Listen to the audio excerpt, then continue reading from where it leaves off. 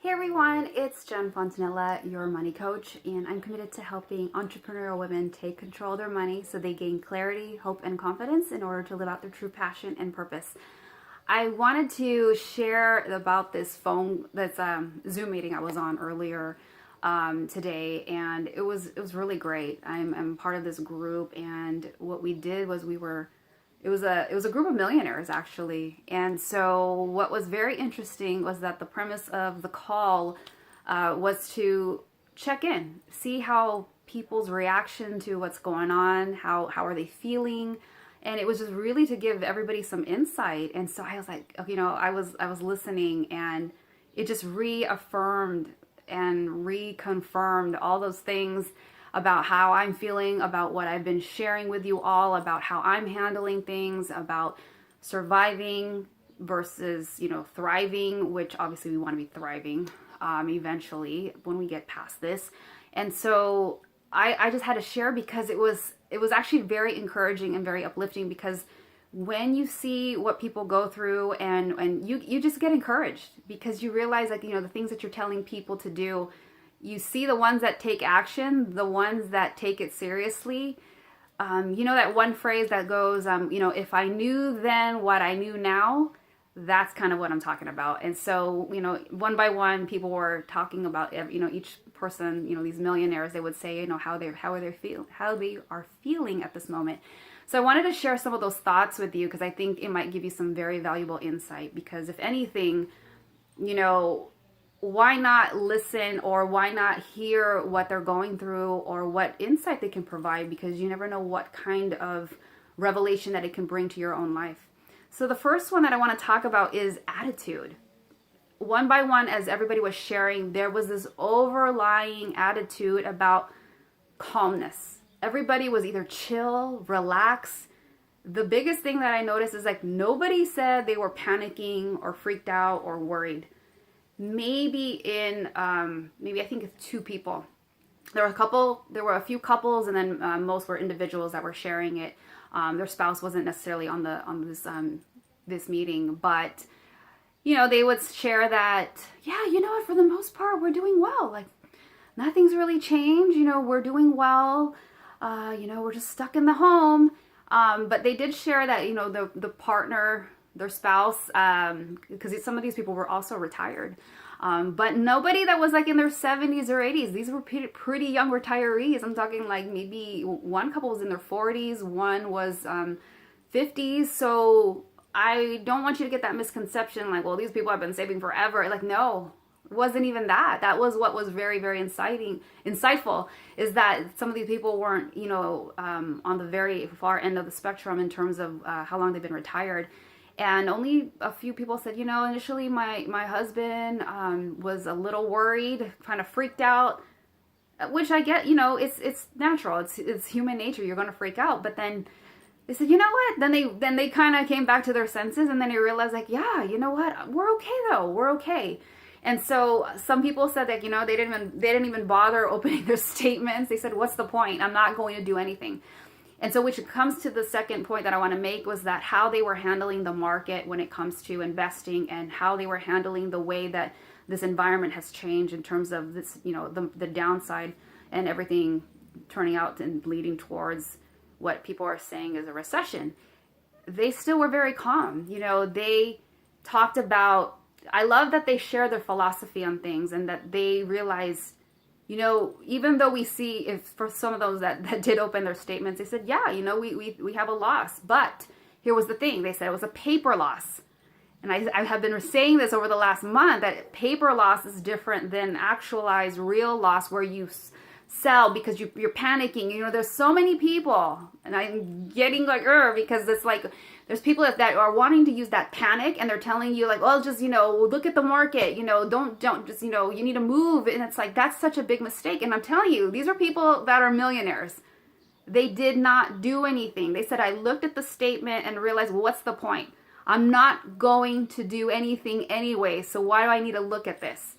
The other thing too was that because there is a loss, they realize it's on paper. I haven't sold any shares. I haven't done that yet. So I'm not locking in my losses. And so they have just remained steady. They remained the course.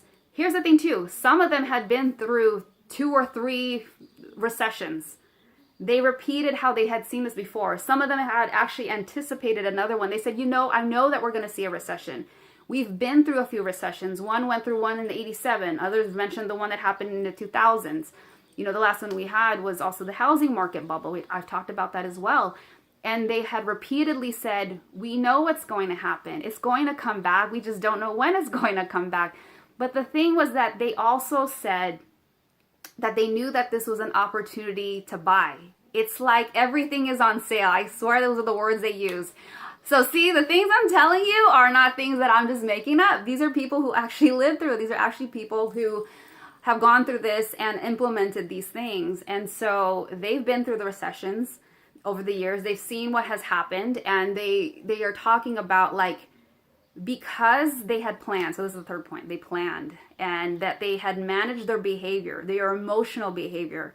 Because money is very emotionally charged, but because they had planned over the years, they have now been properly positioned so that they could retire, so that their assets had grown to such a significant amount so that they were able to retire and stay retired. One lady had shared that she had retired a few years earlier, and then she had found out that people at her former job had been laid off. People were let go, obviously, because of what's happening.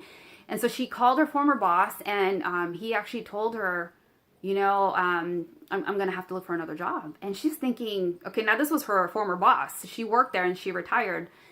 And she's thinking, like, what do you mean you have to look for another job? And she thought to herself, like, did you not plan? Like, how is it that she was able to retire and then her boss, who most likely made more money than her, like, he had to go find another work? And so she was explaining how, like, it was just amazing to me to think, like, did he not plan?